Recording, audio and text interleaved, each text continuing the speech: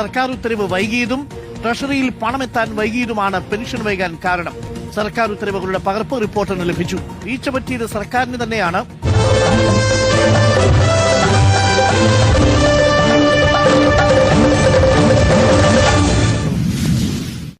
ഇത്തവണ പെരുന്നാളിന് പെൻഷൻ മുടങ്ങി, ശരിയാണ്. പക്ഷെ അതിൻ്റെ കാരണക്കാരാരാ? വി.ഡി. സതീശനോ സർക്കാരോ അല്ല.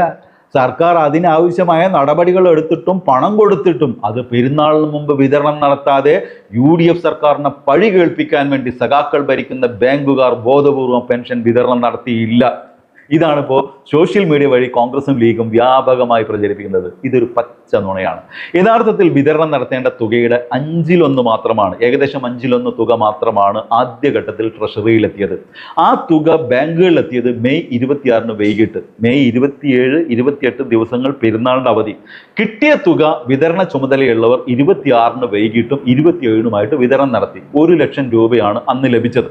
ഞാനിങ്ങനെ ആധികാരികമായിട്ട് പറയാൻ കാരണം എൻ്റെ ഭാര്യയ്ക്ക് ഇതിൻ്റെ വിതരണ ചുമതലയുണ്ട്. അതുകൊണ്ടാണ്. കിട്ടിയ 1 ലക്ഷം 26, 27 വിതരണം ചെയ്തു. എന്ന് വെച്ചാൽ 50 പേർക്ക് പെരുന്നാളിന് മുമ്പ് എൻ്റെ വാർഡിൽ പെൻഷൻ കൈകളിലെത്തി.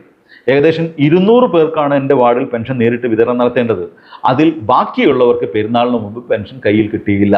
വളരെ ചില അത്യാവശ്യക്കാർക്ക് എൻ്റെ കയ്യിലുള്ള പണം ഞാൻ കടമായിട്ട് നൽകി. ഇതാണ് വസ്തുത.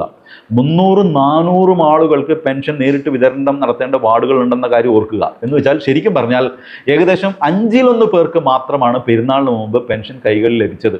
ബാക്കിയുള്ളവരെ തെറ്റിദ്ധരിപ്പിക്കാനാണ്, മേൽ പറഞ്ഞതാണ് പെൻഷൻ ലഭിക്കാതിരിക്കാൻ കാരണമെന്ന പച്ച നുണ UDF സോഷ്യൽ മീഡിയ വഴി വ്യാപകമായി പ്രചരിപ്പിച്ചത്.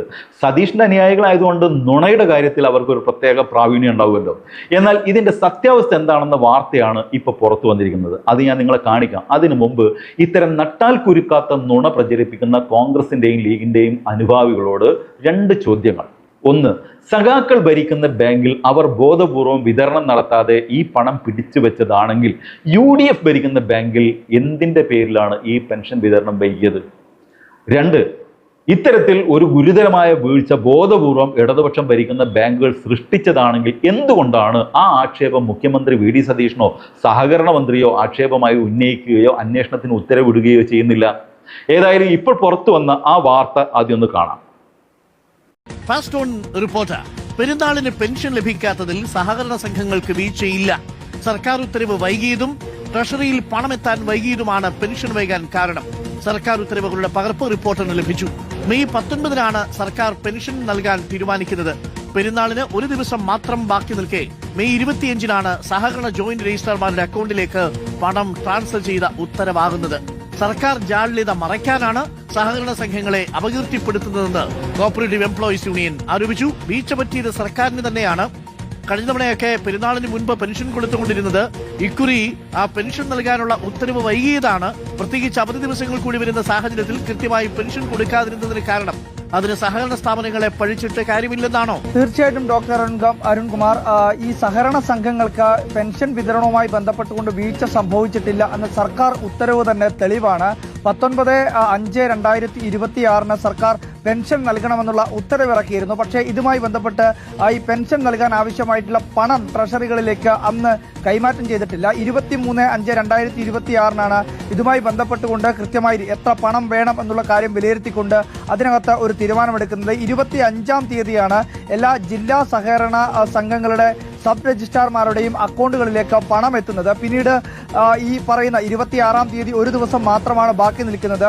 27-നും 28-നും സർക്കാർ പെരുന്നാളുമായി ബന്ധപ്പെട്ടുകൊണ്ട് അവധി നൽകിയ സാഹചര്യമുണ്ട്.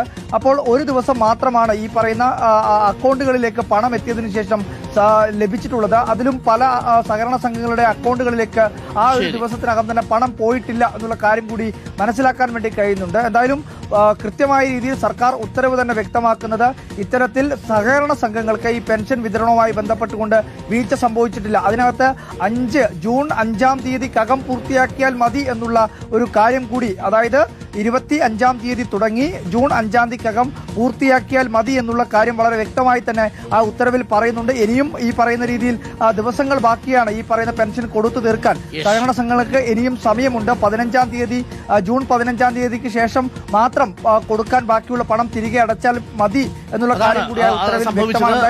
എന്തായാലും സഹകരണ സംഘങ്ങൾക്ക് വീഴ്ചയില്ല എന്ന റിപ്പോർട്ടാണ് അർജുൻ കല്യാട് പ്രിയപ്പെട്ട പ്രേക്ഷകരിലേക്ക് എത്തിച്ചിരിക്കുന്നത്. അപ്പോൾ വെറുതെ വഴി പറഞ്ഞിട്ട് കാര്യമില്ല. ഉത്തരവ് കുറച്ച് ദിവസം മുമ്പ് ഇട്ടിരുന്നെങ്കിൽ അവധി ദിവസങ്ങൾ കൂടി മുൻകൂട്ടി കണ്ട് കൃത്യമായി ഈ പണം നമ്മുടെ ഗുണഭോക്താക്കളുടെ കൈകളിൽ എത്തുമായിരുന്നു. ഇനി പറഞ്ഞിട്ട് കാര്യമില്ല. ജൂൺ 5-ാം തീയതി വരെ സമയമുണ്ട്. 28-ാം തീയതിയായിരുന്നു പെരുന്നാളിന് മുമ്പ് കൊടുക്കണമെന്ന് സർക്കാർ തീരുമാനിച്ചതാണെങ്കിൽ എങ്ങനെയാണ് ജൂൺ 5 വരെ വിതരണം നടത്താനുള്ള സമയം സർക്കാർ അനുവദിക്കുന്നത്?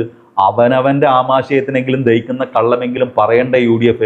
സത്യം പുറത്തിറങ്ങാൻ ചെരുപ്പിടുമ്പോഴേക്ക് നുണേഷിന്റെ അനുയായികൾ പടച്ചുവിടുന്ന പെരുംനുണകൾ നാടു ചുറ്റി തിരിച്ചെത്തുന്ന ഈ കെട്ടകാലത്ത് സത്യം അറിയിക്കാൻ പരമാവധി ആളുകളിലേക്ക് ഈ വീഡിയോ ഷെയർ ചെയ്യുക. മറ്റൊരു വീഡിയോ ആയിട്ട് വരുന്നവരെ എല്ലാവർക്കും ഗുഡ് ബൈ.